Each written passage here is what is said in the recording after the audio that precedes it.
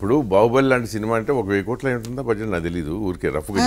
అంత కూడా కాదు అంత 600-700 కోట్లు రెండు నాకు తెలిసి అప్పుడు వాళ్ళు చెప్పింది 2 పార్ట్లు 600 crores 600 కలెక్షన్ ఎంత వచ్చి ఉంటుంది అంటే నిర్మాతకు వచ్చిన కలెక్షన్ బాహుబలి 1 నిర్మాత నెగిటివ్ కదా ఆ రోజు రిలీజ్ ఇప్పుడు సినిమా గొప్పది టాకు గొప్ప ఎక్కడికో వెళ్ళిపోయింది ఇండస్ట్రీ నిర్మాత ఏమో ఇంట్లో అది చెప్పుకోలేడు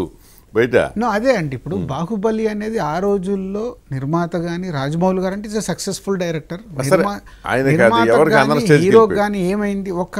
ఎక్స్పోజర్కు ట్రై చేశారు ట్రై చేసినప్పుడు వాళ్ళు బడ్జెట్ రిస్క్ పెట్టుకొని వెళ్ళారు అంటే ఈ బాహుబలి 1 వర్కౌట్ అయింది కాబట్టి వాళ్ళ రిస్క్ 2 మీద దే గెట్ అడ్వాంటేజ్